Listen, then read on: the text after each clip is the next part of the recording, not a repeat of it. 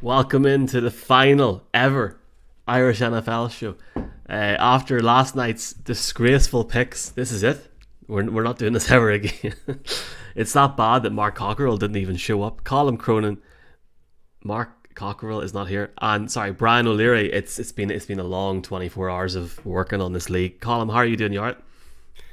Very good. Yeah, it was, I suppose, an interesting suite of games yesterday. I think we've seen through the first quarter of the season that maybe offenses are struggling a bit, but I think there is still plenty of intrigue and excitement to talk about.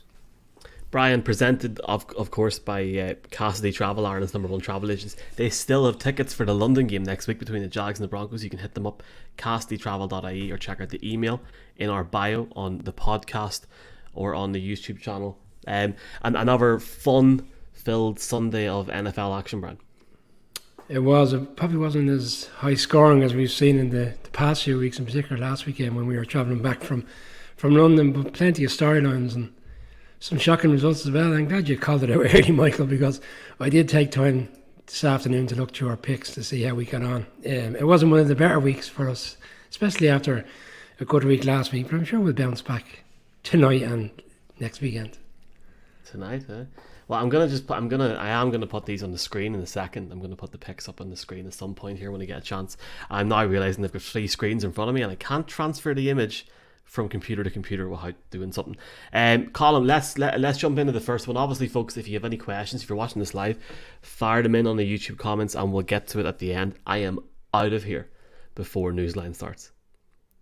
Okay, so Falcons stun the Niners. I was meant to go to an event in Leeds last night. There's this big thing, Colm, with the Niners put on in Leeds for people in the UK and beyond. This big party, which was postponed because of the death of the Queen last night instead. They didn't pick the right game, but it looked like great crack. They should do that in Dublin sometime, yeah? Are we calling on the Niners to have a big, massive sesh in Dublin?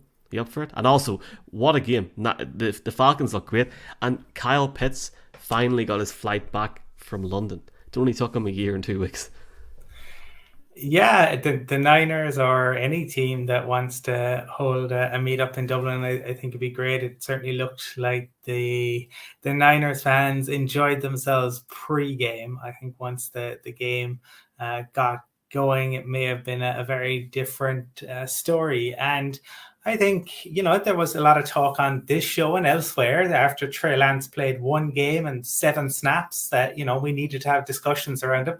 Well, I think maybe we need to shine a light on James Garoppolo because it ain't working. There's a reason they moved on from him. You can certainly make the argument that maybe they didn't make the right decision with Trey Lance, but Jimmy G is not the answer for this team. And that is, obviously, they have a huge number of injuries on the defensive side of the ball, but offensively, Jimmy ain't it. But I think the focus should really be on the Falcons because it was a magnificent performance from them. And in fairness to them, they've had their defensive woes this year and other years, but their offense has been absolutely incredible. Yesterday, converted nine of their 14 third downs, found the red zone on all 3 possessions. Hello, Denver. They're now averaging a first down or touchdown every 3.1 plays, behind only the Bills, the Chiefs and Baltimore in terms of what they're doing on offense. And we saw Arthur Smith and the O-line guys out in the concourse yesterday sharing a beer. Well deserved. Absolutely put a beat down on the 49ers yesterday, and they could have played for another 4 hours and it would have been the same result. So kudos to Arthur Smith, the Falcons. You absolutely deserved it, and you have been overlooked this year thus far. Brian, talking about being overlooked, here's our picks from Sunday. Shout out to Hoagie Bear for doing this. I don't know how he does this so well, but wow. Now, I actually went into this week thinking, Jesus, I'm not doing too bad here. Look at this, 50 of 29. But for people on the podcast, Brian, everybody picked the Niners, which we'll talk about in a second, and just in your sense. Colin was the only lad to pick the Jets. Whoop-de-whoop. Well done, Colin. Bucks, everyone picked the Bucks. Everybody picked the Rams. And everyone picked the Eagles. So, fine. I mean, at one point last night, I think a few of us needed the Eagles to win something, just to make it look a bit more thing. The one thing I'll say, Brian, is this, and we didn't really, we haven't been chatting today. The amount of people in, I don't know about you lads, but the amount of people in DMs this morning saying, you picked this team, yada, yada, yada. Yeah. I picked the Jets last week. Well done. And well done to the Falcons. I mean, it's a bit of crack, lads. Some of the messages I was getting this morning was absolutely, I don't want to say uncalled for, but it was Jesus, lads, calm the bop. It's grand. Falcons look really good, sir. And I don't think any of us gave them a chance in this division. And ironically now, and we're going to talk about this in a bit, they're in a division where Taysom Hill is the best quarterback for the Saints, and he's listed as a tight end. Brady doesn't turn up anymore, by the sounds of it. He goes to a wedding on a Friday night, which I did not know about until yesterday. And the other team is so... As in you weren't invited? I wasn't aware that Brady was out on Friday. That's atrocious. Anyway, let's give the Falcons their due time here at the minute. They look really good. They look really, really good. And Marcus Mariota has transformed this team. But let's not forget that they wanted, and Arthur Blank wanted, Deshaun Watson so bad. So bad. So let's just take it there. That being said, Mariota's done really well. Fair play to him. This team looks fresh. I know. I'm glad you brought up the Deshaun Watson piece, because when we were doing the off-season stuff, we couldn't really understand the logic in terms of what way the Falcons were going in terms of the direction. They had been all in on Deshaun Watson, didn't materialise, and then obviously they had Mariota in, which then essentially looked like a rebuild, and that was the general feeling of the team. But they've surprised us, and they're playing very efficient football. They rushed the ball. They had 53 carries yesterday, and they only threw the ball 12 times in the game. So they're aware that they have their inefficiencies on offense, but they play to their strengths. And this is without Patterson, their best player and running back, not even playing at the moment. And Colin was referring to Jimmy G. Went 2 interceptions yesterday, 2 fumbles. It was an erratic day for the offense. There was obviously the fumble, which was returned for a touchdown, but the Falcons' defense, the 49ers found ways to lose the game yesterday. At the same time, you got to give the credit due to a Falcons team that, you're right, they're 3-3, and what's very, I suppose you can acknowledge, and we're seeing it across the league now with a number of head coaches. These players are playing from. We discussed there a couple of weeks back his outburst after the week 1 game, where he said, I don't see the point in even doing this press conference. Everybody's buried my team already. They've come back fighting. Great team camaraderie. Collins is right. They're all having a beer after the game, real relaxing. Arthur Smith's out there having a beer, enjoying the players' company. It's what you want to see, isn't it, as a fan for the Falcons, who have been written off, had a couple of difficult years. Matt Ryan has moved on. But yesterday was great to see him, and Kyle Pitts, who's been out for the past few weeks, finally steps up in a home game. They're going in the right direction. There's tougher games ahead. Will they be able to keep up and maintain the form? I'm not too sure, but if you're a Falcons fan at the moment, it's an enjoyable season for them. Up and down, but still great win for them yesterday. It's silly season at the minute. I mean, we've had, and obviously congrats to the Falcons. They played excellent yesterday, and they've been playing well above expectations over the last few weeks. Was it the game and they won against the Patriots as well? Not a lot of people gave them a chance in it. I think it was the Patriots, wasn't it, a few weeks ago? They've really done well, and we'll talk about the Patriots. Now, I'm gutted that Mark's not here tonight, because we need to have a very, very serious discussion about the Patriots, who done excellent yesterday. That being said, the Niners lost Shavarius Ward in the first part of the game. Armstead, Kinlaw, Mosley, Bosa are all out. There's talk that they'll give Bosa more of a rest even until this Rams game, because there's literally no point. They're at the point here at the minute where they can lose a few games and come back into it. The NFC at the minute is that poor that I cannot wait to see what the wildcard teams have as records, because the fact that Seattle Arizona game yesterday was for first place in the West is a joke. But look, fair play. You can only put out what you're playing. It's still very early though. You know. Oh, of course, but you have to. I mean, Falcons fans have to enjoy it. I mean, they have to enjoy it, and fair play to them. I think it's great. Niners fans will come again, and we will see the crack. We're going to talk here now about the Packers. Somebody said that I laughed when somebody when you picked the Jets. I haven't watched that back. Did I laugh whenever you picked the Jets the other day? I don't recall that happening. Yeah, you did, but you may have been laughing. You were watching a TikTok at the time of the TikTok guy who Mr. Predictor. What about the curse? The curse is alive and well. 0-2 since this photo was taken, lads. If you can't see this, if you're listening to this, I met LaFleur and they've lost every game since. Colin, is LaFleur in trouble? Because this team is, I don't want to say dog. It's awful to watch. Like, with 11 and a half minutes left in the game yesterday, when you were down by 2 scores, you were like, well, they're not coming back. And they've Aaron Rodgers at quarterback. And then Sauce Gardner wearing the cheese head yesterday. Just great crack. Great banter. Up the Jets. New Jersey. Everyone's saying, Colin, that New York football's thriving. New Jersey and upstate New York football is thriving at the minute. And fair play to them. The Jets and the Giants are combined 9-3 so far this season. Fantastic performance from the Jets. That defense is for real, yeah? Yeah, the Jets are absolutely. And I think that Salah and his coaching staff deserve a lot of credit, and so do those young players. The defense was absolutely outstanding yesterday.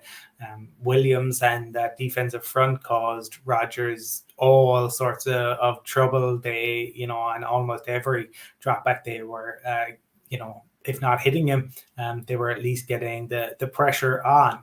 LaFleur is he's not. This was their first ever consecutive defeats under his leadership. But it's the manner of the defeats, Colin. They were up massively. They're poor, but across the board, they've been very poor so far this season. Absolutely. But I think that I think even if you have a down year, not every year is going to be successful, and this year is definitely a strange year, and it probably feeds into a little bit to the picks. I think overlooking a team is more even than picky against them. I think I saw of the 92 games played this season thus far, 56 have been decided by one score or less. So you're talking, well over 50% of games decided by one score. Parity has been the buzzword of the season, and there's a reason for that. But this young Jets team, they just ooze kind of swagger and enthusiasm, even and the Packers, nothing's going right. And to me, in terms of they need to. I was talking about this with some Packers fans on a line earlier in terms of simplifying the playbook, going back into lean on the run a lot more. They've gotten away from that, and they got away from that too early yesterday. The defense, I think, is the big concern, right? Because on offense, obviously, we know that the wide receiver group is not fantastic, but you look at the defense and there's a whole load of talent there, but they're just not playing well. And that would be a big concern when you have that many good players, but there's no cohesion.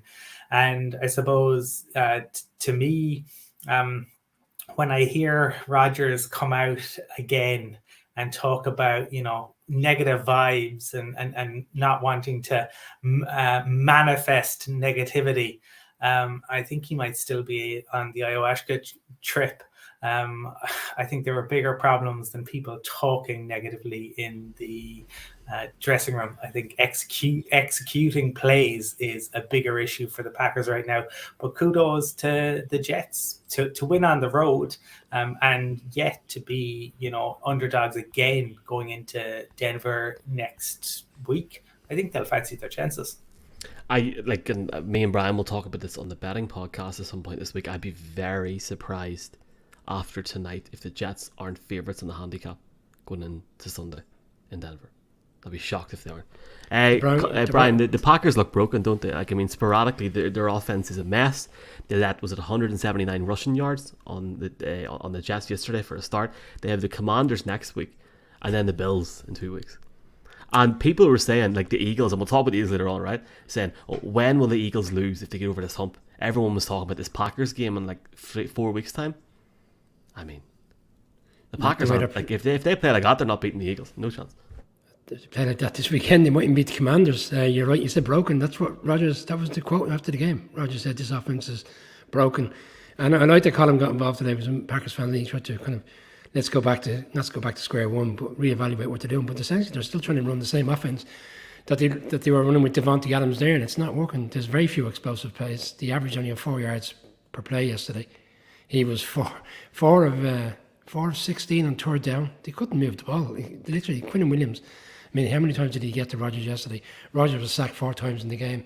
Yeah, maybe he should have got rid of the ball, but the reality was he was holding on to the ball, trying to make a play, but there was nobody getting open. Like right now, even last week in London, like where was the explosive plays? I can only recall the fourth drive last week in London, where he had a good play. After that, there was very little. They were limited yesterday throughout the course of the game, and it's not like the Jets' offense was fantastic yesterday. They were only 1 of 11 on third downs, and Wilson had 10. Only had 10 complete passes in the entirety of the whole game. They didn't have to do a lot. But the game was so low scoring into the third quarter, but essentially they couldn't do anything. They're going to have to, I'm not saying they have to go out and trade for a wide receiver, but right now it's a work in progress. And at this stage of the season, albeit it's only 6 weeks in, you would have thought it was gradually improving. We expected a kind of a downward turn early on in the season against a strong Vikings team. They played well for the first half last week without doing anything major. Completely shut down in the second half last week, completely shut down for large parts of the game, and they got to go back to the drawing board essentially and try to come up with something, get more out of Jones, get more out of AJ Dillon, and work with them as your strengths, and then go from there, and that'll complement the game. Until they do that, I think if they continue to go the way they're going with Dobbs, Lazard, it's not going to work. And defensively right now, they're not at their best, where if they were playing really solid football, you could allow for an offense that's only putting up 70 and 20 points a game. But whilst their defense is struggling as well, it doesn't make. But they might be okay this weekend, because unfortunately the Commanders are not in a good place at the moment, despite winning on Thursday in Chicago. Are they ever in a good? Yeah, actually, right enough, because we haven't really spoke since. That game was a disgrace on Thursday night, and I actually feel, because there was lads from Ireland over that game, and they said I'm sure they had a great time, but that game was a disgrace. I would, if that was being played in the backyard, I wouldn't watch it. It was a tough watch. It was a tough watch. Tough watch. I mean, I don't want to start saying things that I'd rather watch, because I might get banned from the broadcast. But it was a disgrace, Brian. It was a joke. Michael, the Bears were so good last Thursday. The NFL have rewarded us by putting them on Monday Night Football next week. Don't even. It's. I mean, I can see why all these games were picked, but I can't wait till the flex starts. That's all I'm going to say. Brian or Colin, let's look at the Giants come back and massive win against the Ravens. We're talking about Packers there. Wink sort of Rodgers out last week in the defense, blitz, and it worked in the last quarter. The Giants obviously going 5-1, look fantastic. Brian Dable is most likely now going to be coach of the year unless something incredible happens. I mean, unless they lost the next 10 games.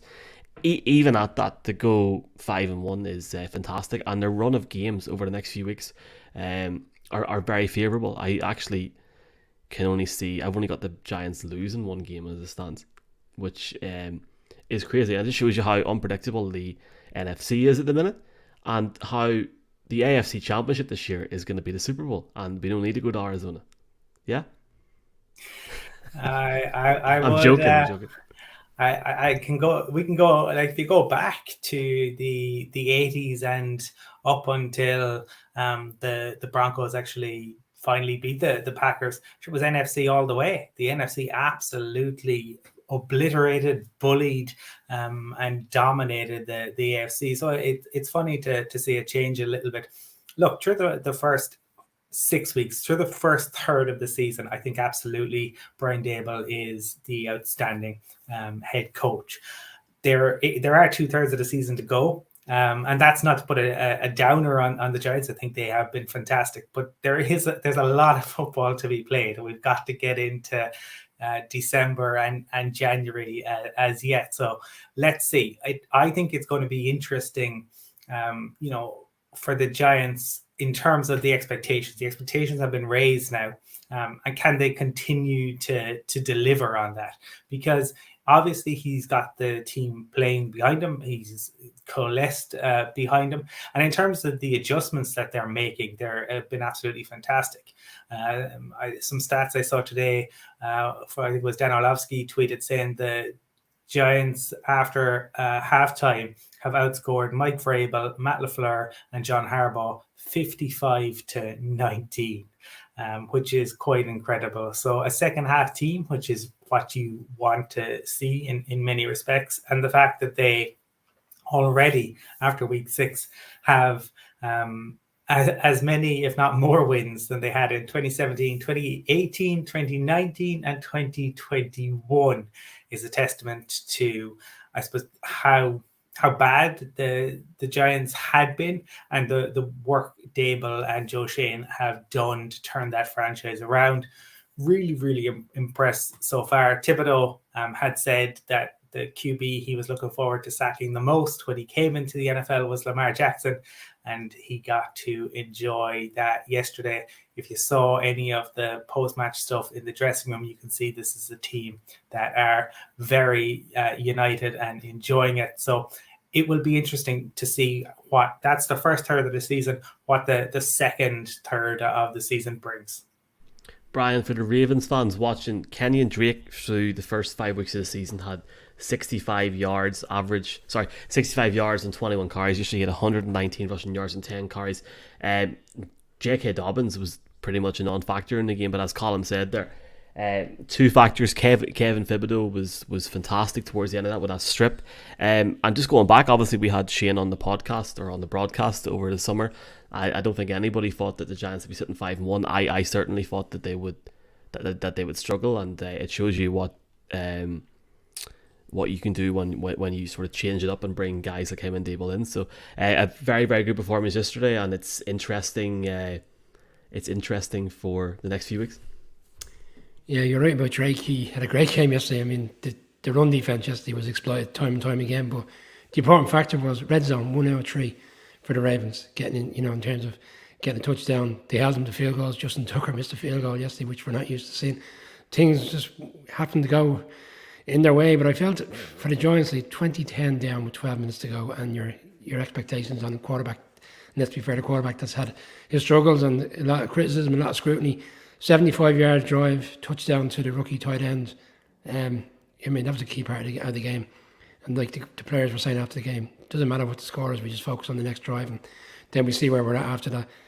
I think it's the first turn of the century. It's the first team to come back from double-digit points deficits in the fourth quarter in 3 of the first 6 games of the season. I mean, that's just embodies the work that the guys are doing. I think the most pleasing thing for a Giants fan yesterday was you look at the players that contribute. You've already kind of touched on Kayvon, so don't necessarily have to go there. But Evan Neal had no pressure yesterday. 7th pick in the first round. Rookie tight end, 4th round pick, scored a touchdown last week. Dane Belton, safety in the 4th round. Huge game yesterday.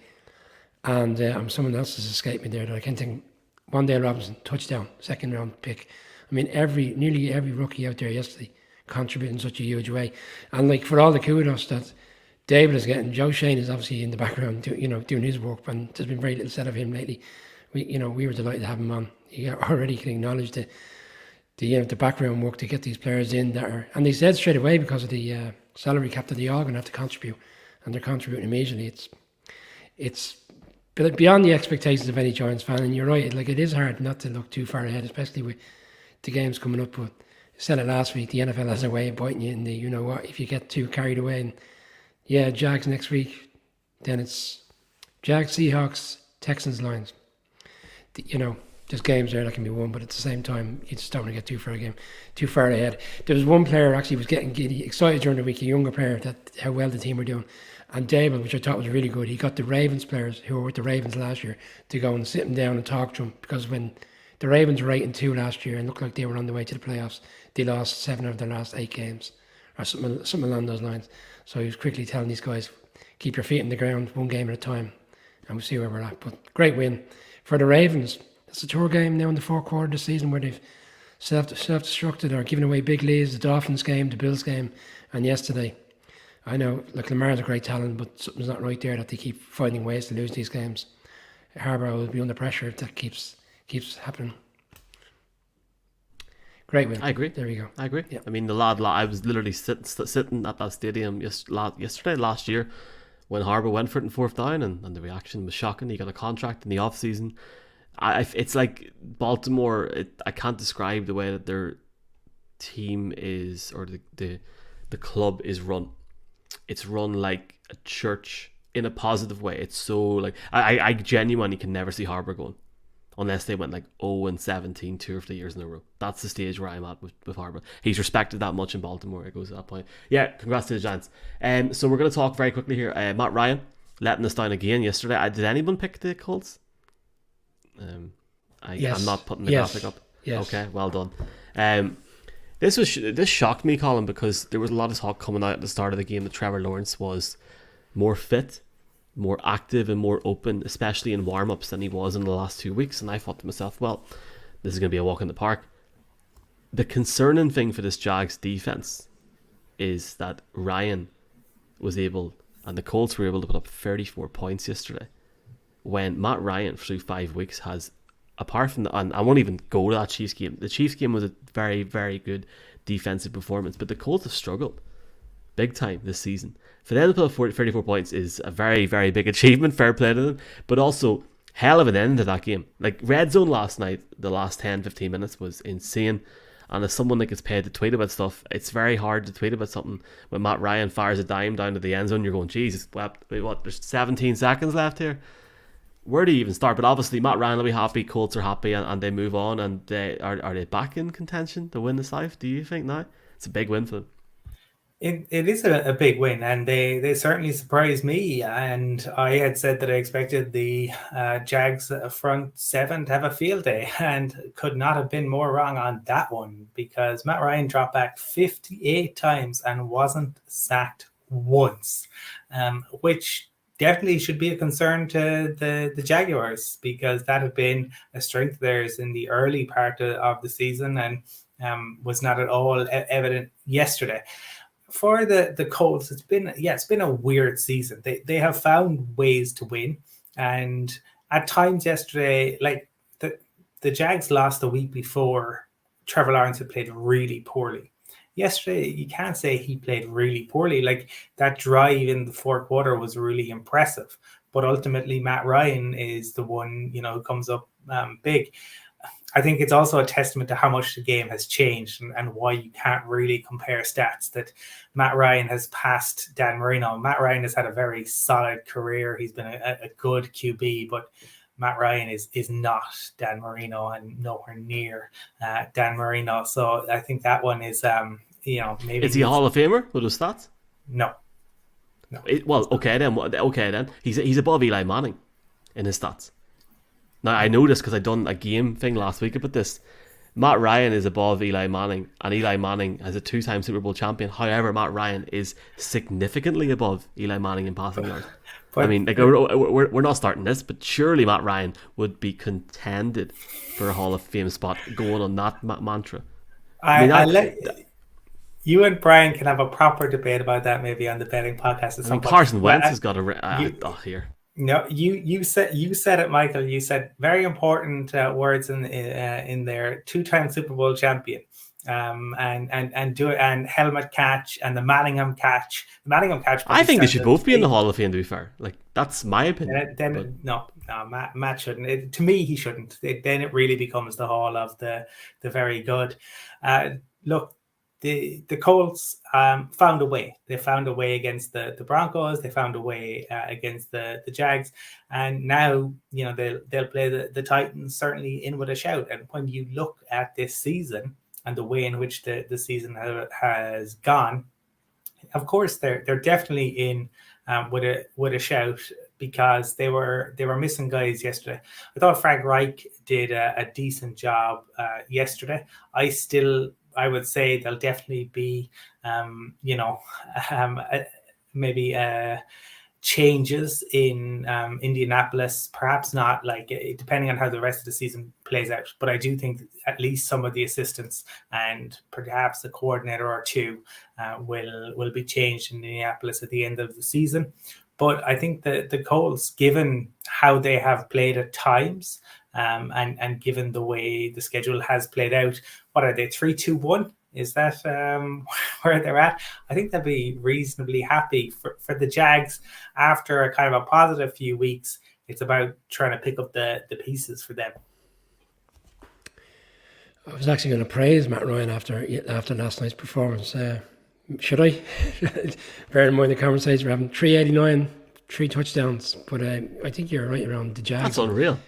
Yeah, it's fantastic numbers. Then again, look at Bailey Zappi's stats over the last few weeks. And Bailey Zappi's playing for a very good head coach who knows how to get the best. He's playing very well, I'll give you that. Look, 20 plays in the fourth quarter, 9 first downs, 14 points for the Colts. Crucial points. But for me, the Jags, for a defense that we spoke about for large parts of the season or leading into the season, we felt was going to be really strong. The Colts scored on the last 5 drives of the game. They weren't all touchdowns, there was field goals, but they essentially allowed the Colts to go up and down the field at will for large parts of the game. And, ultimately that was the undoing of a really good performance from Lawrence and from the running backs and other players in Cork. But when you have a defense that can't stop the other team, you're in a situation where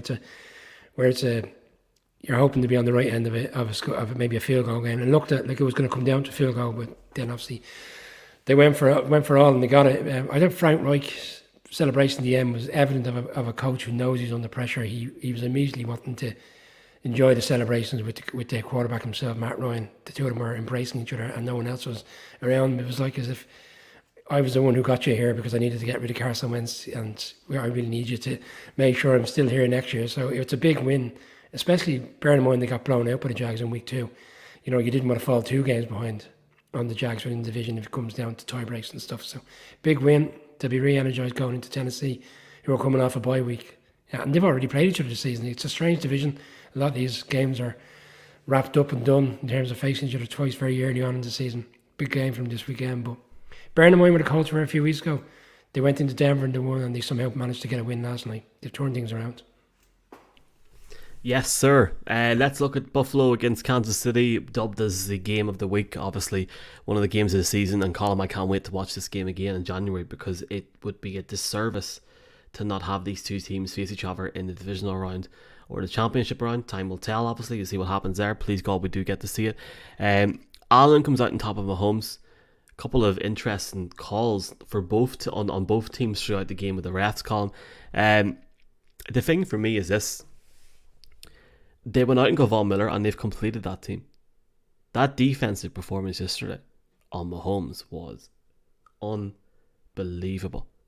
The fact that they limited Mahomes to 20 points at home, I have to give it to Tony Romo. He called it at the start. He said 24-20. Feels like a 24-20 type of game. Literally, quote unquote. But Josh Allen, with the game pretty much on the line, I think there was like a minute left in the game and he done that leap. You would forgive him for sort of putting the clock down, taking his time. But the confidence that he had in his defense to allow that defense to go out with a minute to go against the Chiefs, I think speaks volumes. If this isn't the year for Buffalo, when is the year? Because the team just looks unreal. Like, I'm surprised it looks that good. I think we knew it would be good, but Jesus, I mean, they look unreal, yeah? Yeah, no, they do. And we talked about it on the season preview show. There is no obvious weakness there. They made, other than, I would say, the running back. Now, we thought they had upgraded. I still think there's maybe a little bit of an issue there, but certainly you look at the defense, and when you have Josh Allen and he's playing the way he is, they are a fearsome unit. You mentioned Von Miller, and he's been absolutely sensational. It does, as a Broncos fan, it makes me sad to see the way in which we wasted him after Super Bowl 50, because obviously going across playing with Aaron Donald and then moving across to Buffalo. Peter King had a really good piece in his column again this morning, talking about how this was both in terms of Allen and Von Miller, and that was what essentially made the difference. I mean, the only concern for the Bills would be in terms of injuries, but yeah, they were really, really impressive yesterday, and obviously one of the things that did stand out in terms of the Chiefs was Harrison Butker's 62-yarder, where as soon as he kicked it, he knew it was going over. That was very impressive. But I do think we will see, both of these teams probably play each other again in January. Brian, calling it now. We're going to have the Chiefs against... No, I'll not say it. I still think Chargers are going to win the Super Bowl. Frigate, why not? Brian, looking at KC as well, Mahomes has 2 interceptions on the day. Positive for him, the connection that he had with Juju. Juju came into his own last night. Does he think he's Erling Haaland, or what's the crack there? It wasn't funny. And what was even more concerning was Tony Romo thought that it was yoga. But let's be honest, if that was any other quarterback, we'd be very critical of him in certain situations. Mahomes, that last interception was quite poor, to be fair. The thing is, he'll learn from that and go into Buffalo in January and take his team to a Super Bowl. So that's usually what happens. So there's no point anymore in this broadcast and being negative on certain plays. I just miss Jackson Mahomes TikToks. I don't see how genuinely. I picked the Chiefs in this game. Don't get me wrong, but I don't see any team going into Buffalo and winning in the playoffs. Just can't see it. The game was quite even. Okay, I was scored. They won late in the game. It was a very even game. Chiefs had the ball for 31 minutes. Bills had it for 29. The stats are quite even in the game. But I still didn't think the Bills played that well. And they still came out with the victory. They're on another level. We've rightly picked them to go to the Super Bowl. Some haven't picked them to win the Super Bowl, but we all felt... I know you've gone for the Chargers, but you do expect a deep run from the Bills in the playoffs. And Colin has said the only weakness potentially is the run game, but they still tried to commit to the run game yesterday. Singletary had 17 carries. They're doing their utmost to keep consistency in the play. It's not all about Allen running or throws. And then the game was nip and tuck going into the fourth quarter. And then essentially I felt they took over again then. 24 plays, 1 touchdown, 8 first downs against the Chiefs, who had 12 plays, 1 field goal and the turnover at the end. The game got away from the Chiefs in a way, but again, these are the type of games that the Bills would have lost in the past. It kind of had a little bit of similarity even towards the end of the first half, where the game last year where there was little time left on the clock and the Chiefs still found a way to get down and kick a field goal. Yeah, they might come up against each other again, but I don't think the Chiefs team is at the level of this Bills team. I felt Bills were average yesterday and still came out with a big win. And fairness, as much as I don't like Romo when I slag him off, joking tongue-in-cheek on this show, he kept repeating the same theme during the game, was this result is crucial for January. And we said it on the show on Thursday in the preview, it's only week 6, but whoever wins this has the leg up on home field advantage. What we're looking at now, we're essentially going to need the Bills to lose 2 games to give the Chiefs an option to be the number 1 seed, or maybe the Ravens or whatever other team. But can't say it. I just think Bills team is too strong. Great win for them, and it couldn't get them over a little bit of a hump. I thought this game, and Josh Allen was playing it down after, but the magnitude of this game was, for me, it was so important to win it. Great win for them. Massive game for the Chargers tonight, just in terms of the West and the development there True. of Herbert as well. Let's look at the LSU Bowl, the Bengals getting on top of the Steelers. Another pick that I was wrong on. Happy days. Colin, this would have been some game in London, and we could see last night why people were giving off, saying that this game shouldn't be in London, because the atmosphere of this game was electric. Joe Burrow going in Jamar Chase's jersey, Jamar doing the gritty. I mean, I'm at the point now, maybe I'm getting a bit old. I was like, man, just walk into the end zone. Stop going with it. It was just a bit annoying. That being said, Andy Dalton, I seen some sort of stat yesterday. He's now played, is he the first quarterback to play against so many of his old teams or something? I don't know. But that being said, the Saints still put it up to them for 4 quarters. They're not that bad, arguably. They're certainly a better team than the Bucs are. Because the Bucs at the minute are trash, lads. There's no point. I mean, offensively, they're useless as it stands. But Tom Brady will go out and throw 6 touchdown passes next week and prove me wrong. As of yesterday, is the Bucs game next? Maybe we can merge this into one. Don't know, but I have so much to say about this whole Bucks situation. I'll try and shut up. That being said, Bengals fans very happy. Bengals fans were not happy with us on Friday, at all, and it is what it is. And now I'm realizing all these social quotes. You said that the Jags were going to have a day. They definitely had a day yesterday. I'm going to just shut up now and pass it over to you. It's a massive win for the Bengals, sir. Massive. Yeah, no, it's an impressive win. And in terms of Jamar Chase came to play, at times he's been, held this season, but held in check. But Bradley Roby will have nightmares about this game because ultimately he's the one who cost him. And that touchdown at the end where he just goes up, gets the ball, beats Roby, and then Honey Badger can't get next to or near him, and he just kind of walks it in.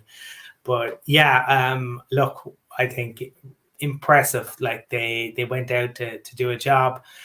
They are not clicking in the way that they did towards the end of last year, but I don't know. I'm wary of writing any team off at the moment because this time last year the Bengals weren't clicking and they got hot at the end of the season.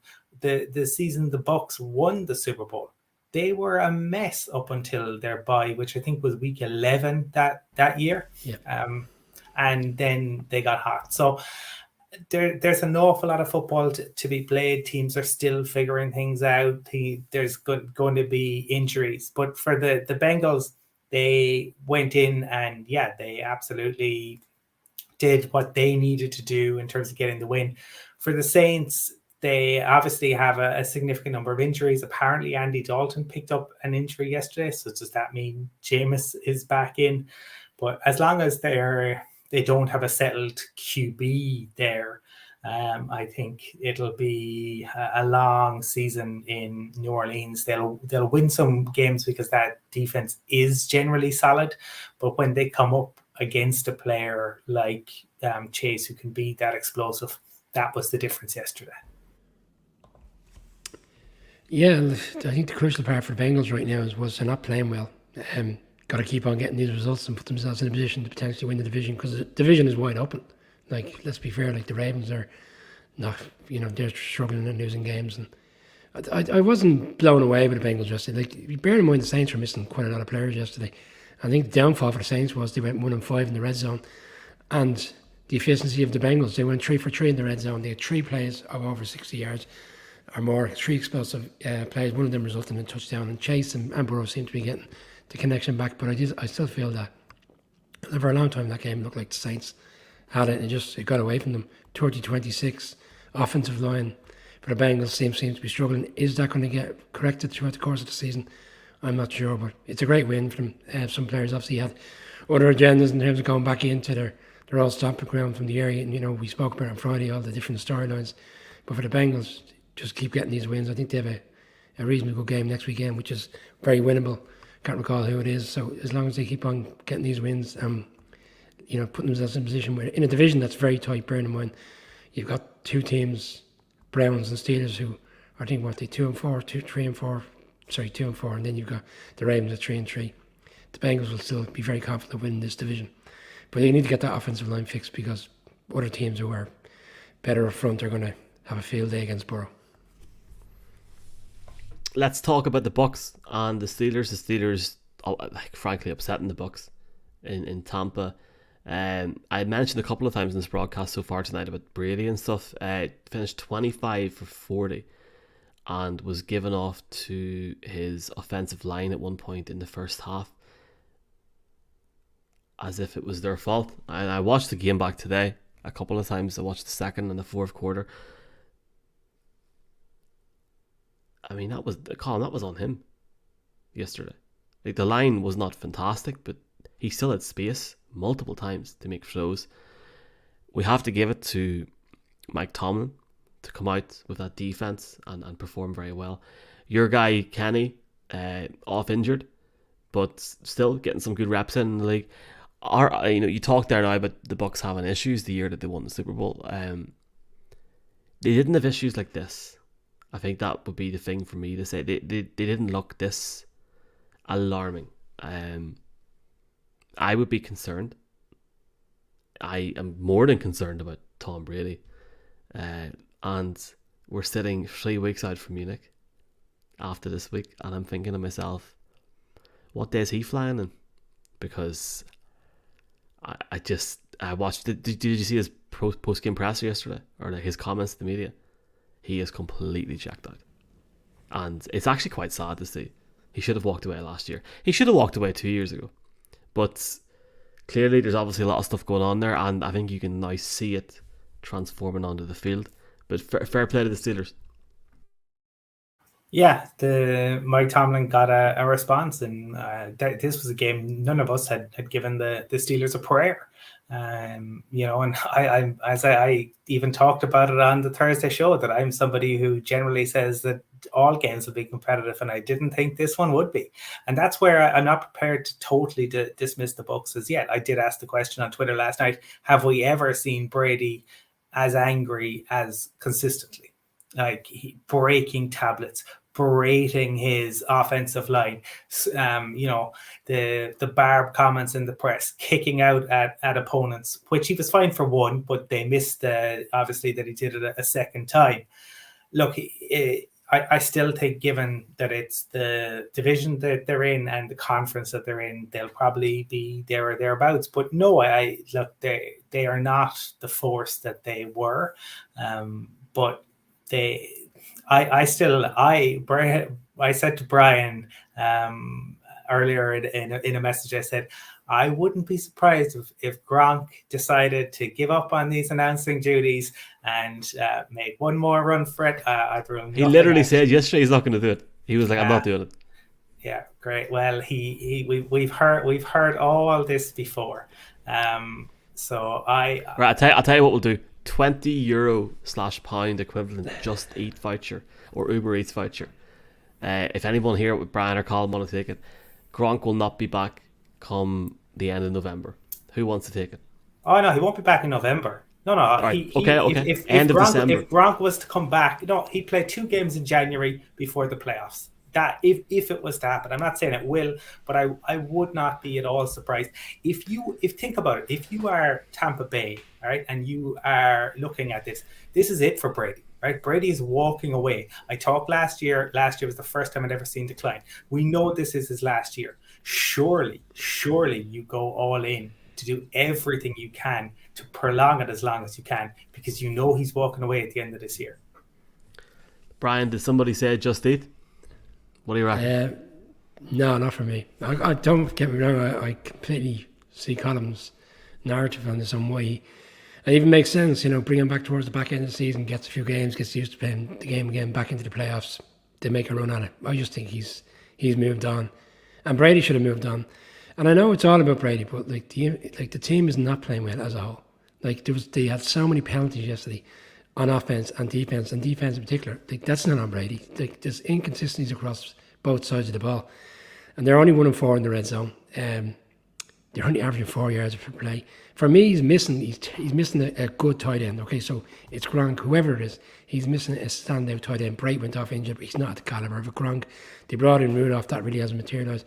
They're missing a security blanket as a tight end, and they're also missing a proper slot receiver for him. They tried to have a go at it with Beasley. He quickly walked away. Godwin is out injured.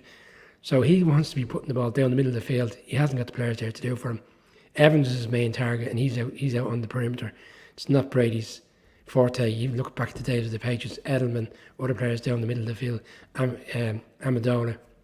And he had similarities in terms of players who went into the Bucs initially. That's not there for him. He's uncomfortable. Lenny Fournette, yes, he didn't get going. The run game is completely stalled over the past few weeks. Played a little bit better last week against the Falcons, but what we saw over the past few years, which has helped Brady, I felt there was a rookie coming in the third round from Arizona that was going to hit the ground running. That hasn't materialised. There's just too many things wrong with the team at the moment, and Todd Bowles, for me, needs to rally the troops. They're playing the Panthers this weekend. Okay, they should be getting back on track. If they don't beat the Panthers this weekend, then we really are in for a conversation. And this Munich game is getting more interest as the weeks pass, because Seattle weren't expected to do much this year. Seattle's offense is explosive enough. 13 wins. 13, it's up to 13 now. I've 6 to go, haven't I, based on my prediction. Not But who knows? Who knows, that game now in Munich may not be as one-sided as many people thought. For the Steelers, it's a great win.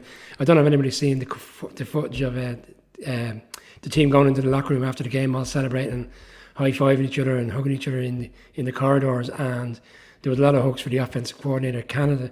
And then Boswell, the kicker, came out of nowhere and was caught on camera saying, "It certainly wasn't you who won us the game." So I don't think things are all too well in Pittsburgh either. But big win. It gets them back into the division because they're only a game out. The New England Patriots column have played some of the best football I've seen them play in a long time over the last couple of weeks. They've been excellent on both sides of the ball. Their management has been superb. But their quarterback over the last 2 weeks especially yesterday, Bailey Zappi, or Zappity Doodah, whatever you want to call him, has been solid. But yesterday he was excellent. Absolutely fantastic. And I'll ask 2 questions. The first one I'll ask is, do they sit Jones for the season and let him rest up? Or at least for another 2 months and let him come back around Christmas?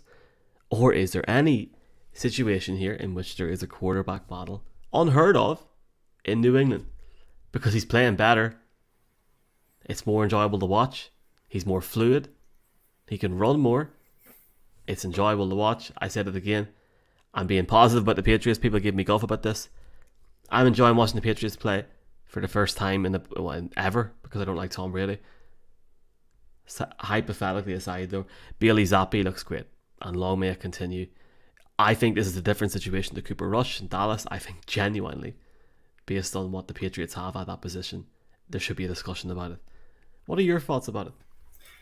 I think scoring 67 points with QB3 starting is a testament to Bill Belichick, and everyone on this podcast outside of Mark Cockrell had a query about the Patriots, about Joe Judge, about Patricia, and all of a sudden, Michael, you're enjoying the Patriots playing, which is telling you that they're doing something right up in New England. And I think a lot of teams around the league, if they had their QB3 playing, they'd be at the podium making all sorts of excuses rather than talking about the number of points that they had scored.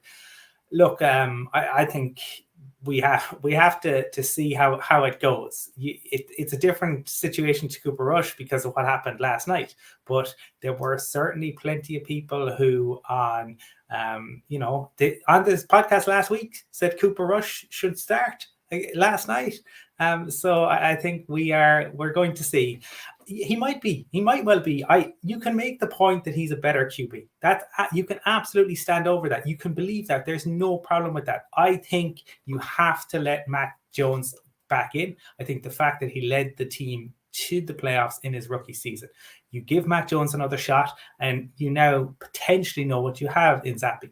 But remember, it's a few games. We got to see more. This absolutely could be a situation similar to, it has happened before. It happened with Brady. It happened with Russell Wilson. We have seen it before where the backup has. But I think they would be remiss. Drew Bledsoe as well.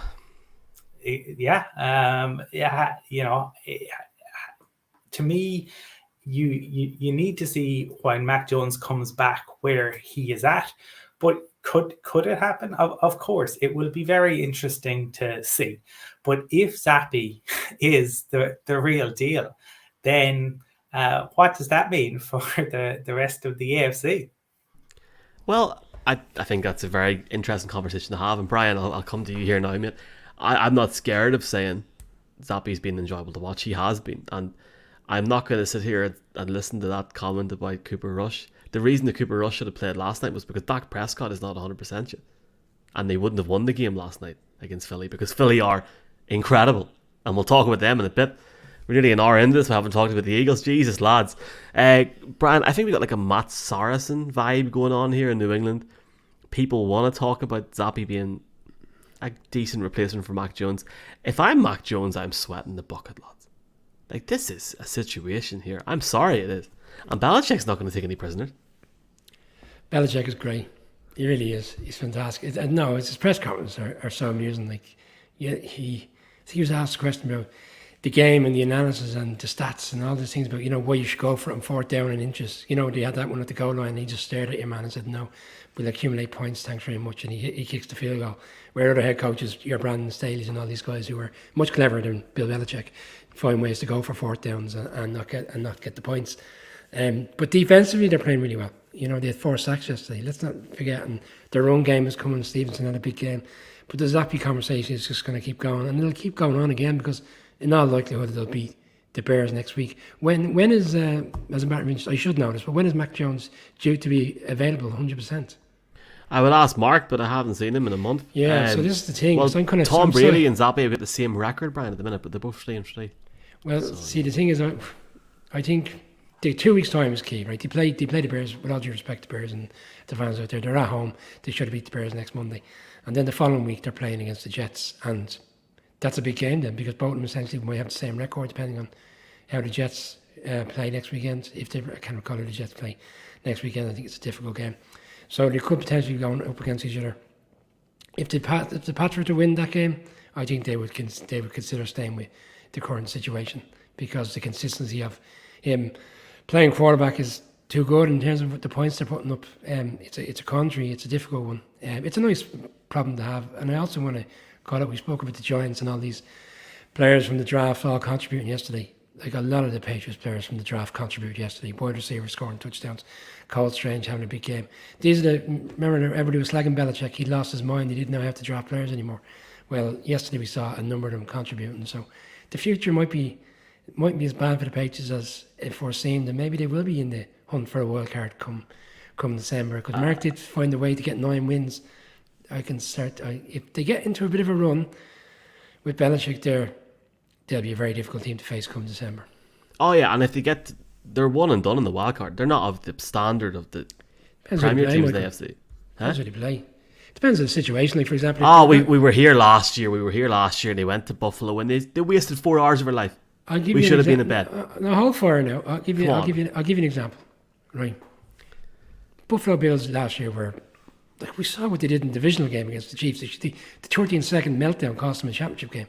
If the Patriots were going into Tennessee, for example, who win the division, you're telling me they wouldn't match up well against the Tennessee side on the road? That's the kind of game they could win. Let's talk about it in January. The best tweet that I seen yesterday was, let's be clear, people, there is absolutely no quarterback controversy in Foxborough, so stop all this damn nonsense already. Some of y'all are just making yourselves look foolish. Now everyone love each other again. This is clearly Billy's. Who said that? Mark Cockrell? Well, Mark, I don't know. Mark's not on this broadcast. If he's going to come back on this week, and if he knows, he'll be zapped off it. Can I just make it clear now that Brian O'Leary is, and he's done a very good job, to be fair, of making notes for this broadcast and producing this. But it's ridiculous. I'm calling you out, Brian. Like, why the hell are the Eagles ninth on this list? I have a good rebound for you, Michael. No, hold on. What? Hold on. If you jump into where the notes came today, you'll see underneath there's an asterisk saying, please feel free to move the games around in whatever way you see fit. Right, okay. Eagles, I'll just put it out there. I went to bed when I went 14-0. I mean, I watched the 3rd and 4th this morning. Cowboys come back into it a bit, but Colin, I don't think we could have enough time on this broadcast to talk about the evolution of Jalen Hurts, the quarterback. I mean, we are in scary biscuits territory here. They look too good. I mean, they're the best team in the NFC maybe the distance between Cork and Tyrone, at least, Oma. They're miles ahead. And you are, as it stands, you're bang on. Bang on. Like, they're so fun to watch as well. But Jalen Hurts is in a league of his own at the minute. It's just superb. Well, I go back to it. I like a lot of what the Eagles have done.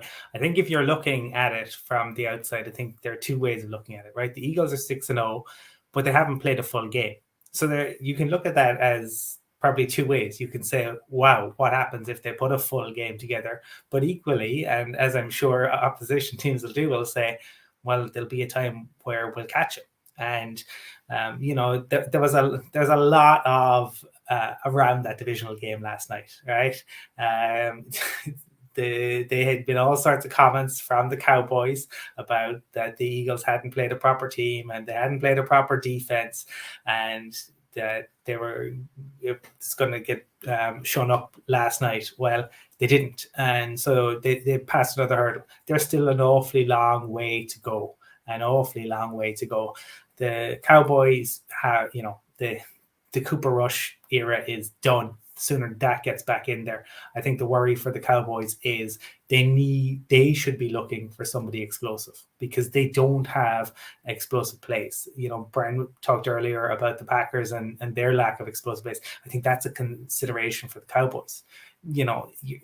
You'll always have down weeks in the NFL. Micah Parsons will be back up next week, right? He'll probably have 3 sacks next week. But the worry for them is on the offensive side of the ball.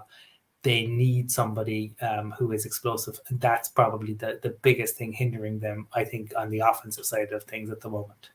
Brian, Eagles team going up, averaging 21 points per game in the first half, 5.8 in the second half. That's scary that they're still in that position and they still haven't played a full game. Obviously, for the Cowboys, it's not a panic situation. I think they play each other again on Christmas Eve.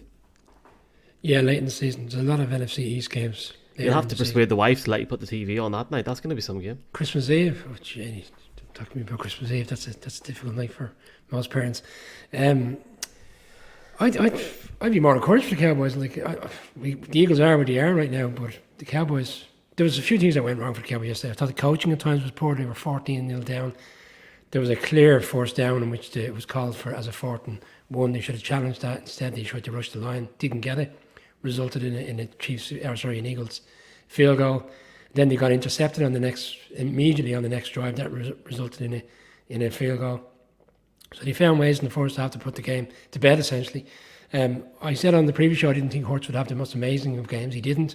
He leaned on the run. He leaned on their defense. Their defense has been, a lot better than I expected this season.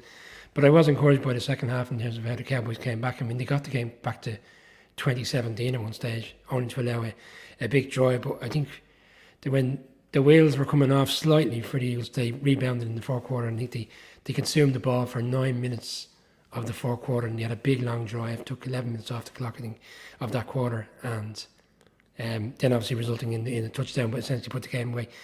The Cowboys will be ruining missed opportunities in the sense that they gave themselves too much to do in the half, because I felt it was quite a very even game in the second half, and there were some silly penalties. They were done for 72 yards on penalties, 10 penalties. The Eagles were only done for 2 for 10 yards. So there you are, this.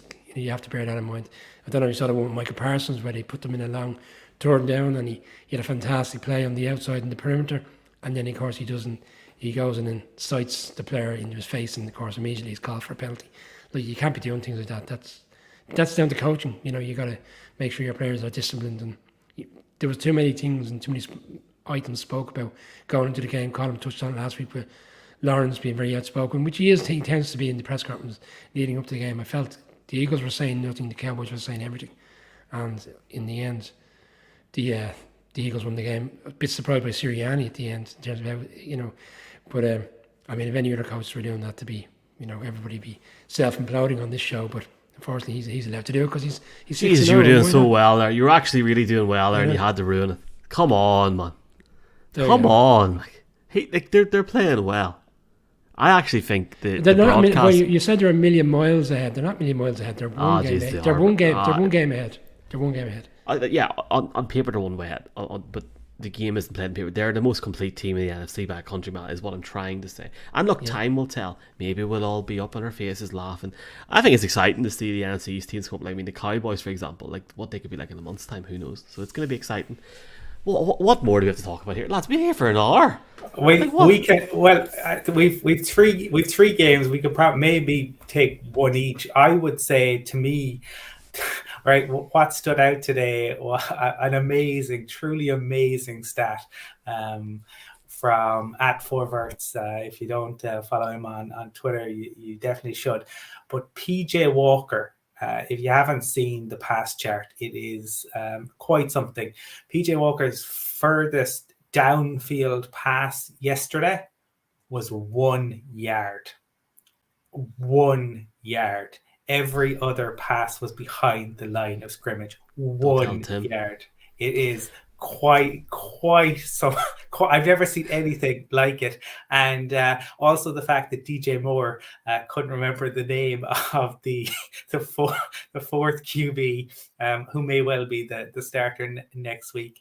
That's it. It's 2022 in the NFL. God only knows. Who knows? Will the Panthers shock the world and the Bucs next weekend? Probably not. Brian, I'll let you talk about your Seahawks in a second.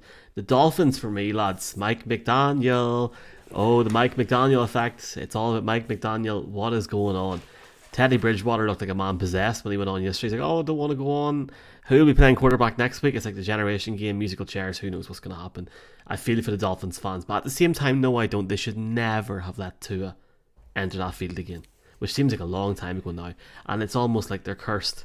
They're cursed in the same way that the Packers are cursed, and one can only imagine who I'm going to meet next week. Brian, Seahawks, who you got?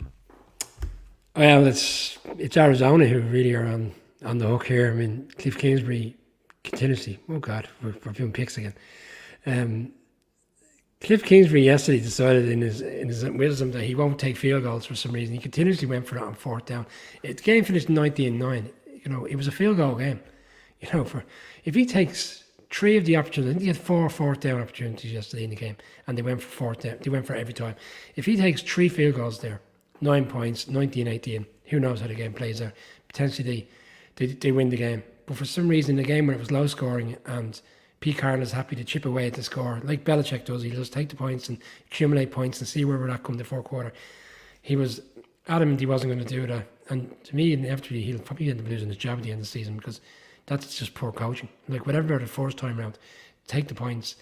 And Kyler Murray, I mean, they gave him the big contract, but right now he seems like he doesn't. Again, we saw it on the sideline yesterday.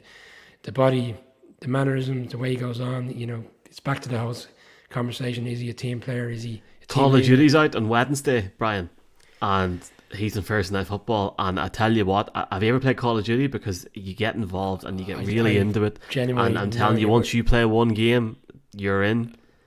I thought there was, when I saw something on our social, I thought there was a new series of Line of Duty coming back. No, I don't know what Call of Duty is. Genuinely, Sweet Baby Jesus or Sweet Mother. Yeah. But anyway, whatever you want to call it, the Call of Duty for the GM and the owner in Arizona inevitably will probably be firing Kingsbury at the end of the season, and they're stuck with Kyler Murray because they've given him that massive contract which wasn't deserved, bearing in mind what we got to read during the off-season around how prepared he is for games, and I think what it's starting to show. For the Seattle, Pete Carroll will love that type of situation. Chip away, win the game, they'll move on, and again, like I said at the start of the season, they're not good to watch. Well, they are good to watch, a little bit better than what we expected, but they'll find ways to win because players will always want to play for Pete Carroll 100%. And they've actually got some nice talented players in terms of the cornerback, for example, won 4 games in a row, interceptions. You know, that Diggs for the Cowboys is the best player ever. With all his interception, this guy's not getting spoke about already in terms of the rookie class this year. So anyway, on we go. Wasn't the greatest of games. Monday Night Football is the Broncos going to Los Angeles, California to face the Chargers in what can only be described as an orange fest. This will probably be a home game. That won't help them, Colin, will it? What are your thoughts on this game on Monday night? I actually I changed my pick on this, Michael, because of the Steelers game. Because the Steelers essentially. Why didn't you tell me? I would have changed the graphics because everyone's going to see it now. It's all done. It's all done. C'est fait accompli. So I'd gone with the Chargers, and I do think this will be a close game. And I think what will be really interesting to me, honestly, is where are these 2 head coaches come the end of the season? Because I think there's enormous pressure on the Chargers. I think the Chargers need to win, given that the roster that they have, given the expectations that are there. But I just think in terms of the matchups, the Broncos do match up quite well. And even as the Broncos have been going, through the doldrums over the past 5 years, the Chargers haven't been able to really dominate the Broncos. You've got to go back to the Peyton Manning era to really see the Chargers put the beat downs on the Broncos, which they did back in 2010 and 2011, certainly. So to me, I'm going to say this is going to be an incredibly low-scoring affair. This will be dragged out, both of these sides, the defenses. I think it'll be a bit of a chess match. And I think even though you have, in theory, two very, very capable QBs, I don't think we will see a high-scoring game. But I think that there is also a lot of pressure on the Broncos, and they've had that mini bye, and all of the talk coming out of Broncos country is that Russell Wilson got the injection and that he is throwing freely and that he is pain-free. So I'm going to say that the Broncos will win a close one, but I think that there's a lot of spotlight on both of these head coaches going into this game tonight. Brian, after the Broncos' last two performances, would you be, and we talked about this off camera, would you be forgiven for thinking if they lose tonight, lose against the Jets on Sunday, and lose in London, that Nathaniel Hackett's position as head coach could be untenable? Potentially at the end of the season, Michael, because... Boom. Oh, I think he's gone at the end of the year, but do you think there's a situation in which he's gone week 10? No, absolutely not. I don't think the new owners would rush into a situation. I think they would have just allowed the season to play out. It depends on the circumstances, where they are come week 9 or 10 in terms of the playoff hunt. Like right now, if you win this evening, 3-3, you're only one game out top place. Whether you think you can live with the Chiefs in the long run, who knows? But right now, stats don't lie. You could be 3-3 coming out of this game, and there's no need to panic. Jets on Sunday, Jags the week after that. They're winnable games, Michael. Whatever way you look at it, I know the Jets are on a run, but at the same time, you would expect the Broncos team to have invested in the quarterback of that caliber to be capable of beating the Jets and that strong defense in Mile High. Back to this game, I picked the Broncos last week against the Colts. I think I picked them the week prior to that. I've been on the Broncos train throughout the course of the season because I felt at some stage we would see this offense. Well, I felt the defense has been playing very well, with the exception of the game in Las Vegas. They played really well. That game they couldn't tackle properly, and it was a high scoring game, but everything seemed to be disconnected both offensively and defensively. And I thought they'd get it back together last week. I said they could win comfortably against the Colts, and how wrong was I? And that's why I can't pick them now. I can't trust them anymore. I think the scenario here for me was the Broncos defense has played really well this season. The Chargers offense is starting to get it together. 34 points against the Texans. Strong performance last week against the Browns defense, which I feel is, honestly, is one of the best in the league. Hasn't been the case over the past few weeks, but still to go into Cleveland to put up points, and then I'm asking myself, can the Broncos right now with the offense stuttering the way it is put up enough points to keep it this Chargers team? I don't see it. I do agree it'll be a close game. I think the Chargers will come out on the right side of it. Just Jack and Hoagie Bear pick the Chargers as well. He who shall not be named is picking the Chargers. Voldemort. Maybe Voldemort. Maybe Mark will be back on Thursday. I don't even know anymore. Wednesday? What's the crack? Me and Colin were obviously most people know, if you're not aware, we're both Broncos fans. We're on a different podcast talking about the team because we just love the last 5 years so much.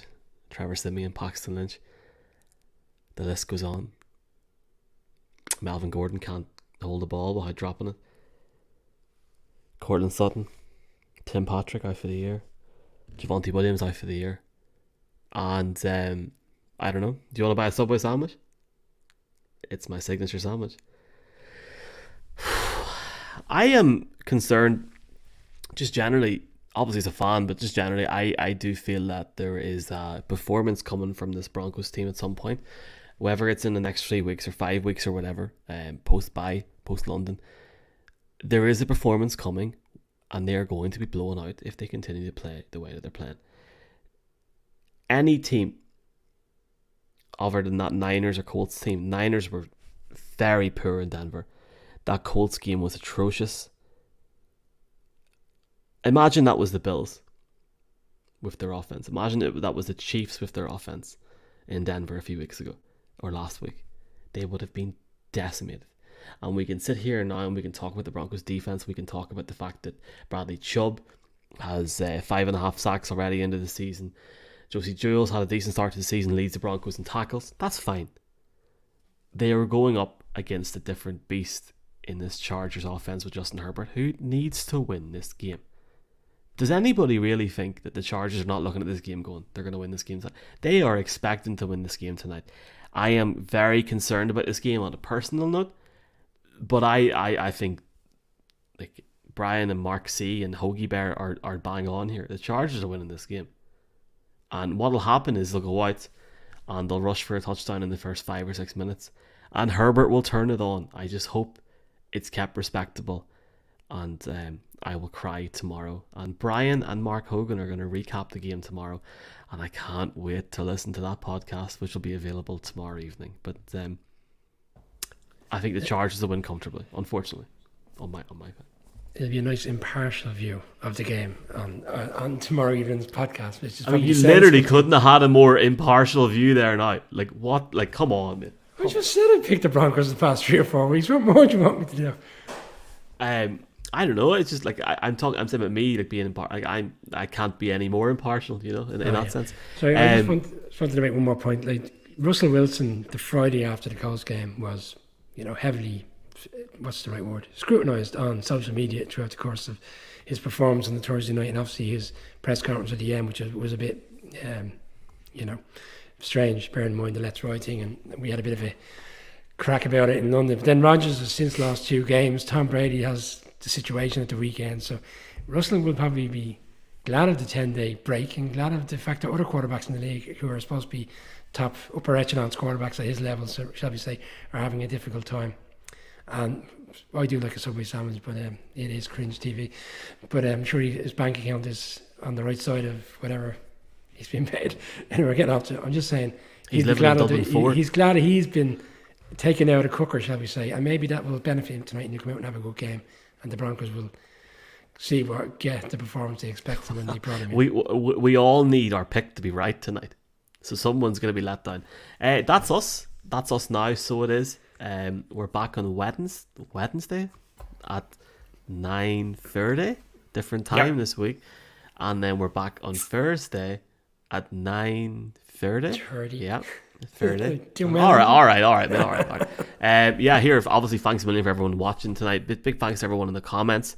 Graham, Irish Jets fans, happy victory Monday. Yeah, I know that lad wasn't happy with me. Connor Cassidy, Monday Club, Fred, Jer, Owen, big Chargers fan, saying you're going to watch the game tonight. Of course I am, Owen. Aldebrun, and Owen is saying, just to finish up the show here, I see at least 1 pick 6 for the Chargers this evening, a few weeks of injuries, and readjusting schemes and personnel is getting fixed tonight. I think Owen's bang on. But yeah, just a big thanks to everyone that's watching, and Fred's not happy with the Cowboys, and I think that's us, yeah? Yeah, I suppose it'll be interesting to see, obviously, if there are any more moves. I know there was a question around Run CMC and where he may end up. Obviously, Robbie Anderson moving on, and the Texans beginning a clear out of the front office. So that didn't take long. It took too long. Indeed. See you on Wednesday.